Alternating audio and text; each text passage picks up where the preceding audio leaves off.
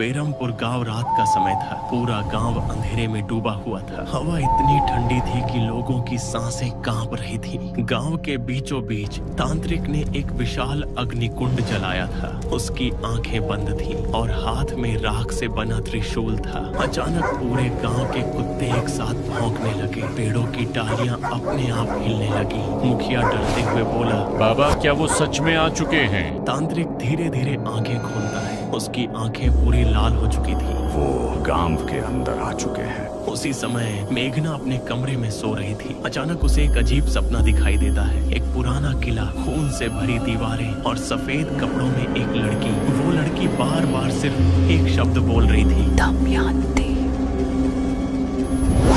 दमयंती, दमयंती।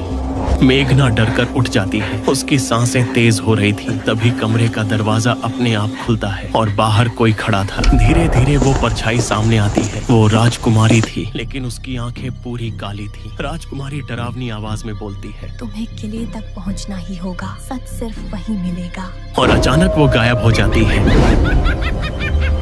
गांव के बाहर कुछ काली परछाइयां धीरे धीरे गांव की तरफ बढ़ रही थी। उनके शरीर इंसानों जैसे थे, लेकिन चेहरे बिना आंखों के। तांत्रिक मंत्र पढ़ना शुरू करता है। ओम काल भैरवाय नमः। अचानक आग और तेज जलने लगती है, लेकिन तभी एक निशिरमोलो अचानक पीछे से आकर तांत्रिक पर हमला कर देता है। तांत्रिक दूर जाकर गिरता है और उसके मुंह से खून निकलने लगता है। फिर गांव में चीखें गूंजने लगती हैं। निशिरमोलो घरों के दरवाजे तोड़ना शुरू कर देते हैं और दूसरी तरफ इशिता, अनुज और मेघना चुपके से गांव छोड़कर किले की तरफ निकल जाते हैं। रास्ते में इशिता पूछती है, तुम्हें क्यों लगता है कि इस सब का जवाब किले में है? मेघना धीरे से बोलती है, क्योंकि मैं ये सब पहले भी देख चुकी हूँ। अनुज चौंक जाता है। मेघना की आंखों में आंसू आ जाते हैं। मुझे बचपन से ये किला सपनों में दिखता है और हर सपने में कोई मुझे राजकुमारी कहता है। तीनों किले के अंदर पहुंचते हैं। किला पूरी तरह टूटा हुआ था। दीवारों पर अजीब चिन्ह बने थे। अचानक एक बड़ा दरवाजा अपने आप खुलता है। अंदर एक विशाल किताब रखी थी, बेरमपुर पुराण। अनुज धीरे धीरे किताब खोलता है और तभी पूरा कमरा कांपने लगता है। किताब के अंदर एक तस्वीर थी, महाराज, राजकुमारी और दमयंती। लेकिन सबसे बड़ा झटका ये था, राजकुमारी का चेहरा बिल्कुल मेघना जैसा था। इशिता डरकर पीछे हटती है। तभी पीछे से एक आवाज आती है, क्योंकि मेघना ही राजकुमारी है। तीनों पीछे मुड़ते हैं। वहां तांत्रिक खड़ा था, लेकिन अब उसका चेहरा बदल चुका था। उसकी आंखें पूरी काली थीं।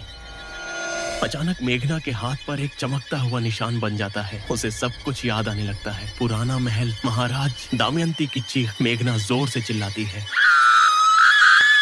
तभी अंधेरे से एक औरत बाहर आती है। लंबे बाल, सफेद आंखें, खून से भरा चेहरा। दमयंती। वो धीरे धीरे मुस्कुराती है।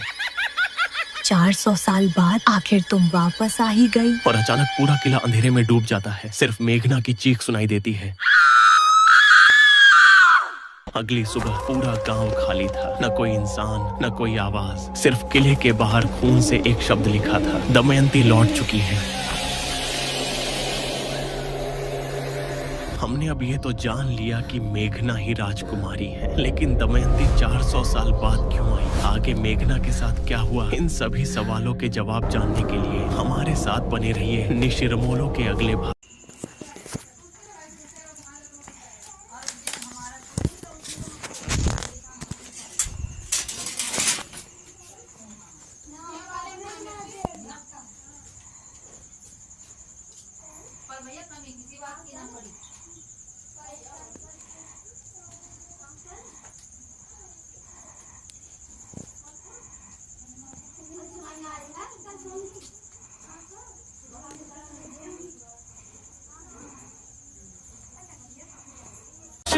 के राजा बाबा सबके भाग्य विधाता हो।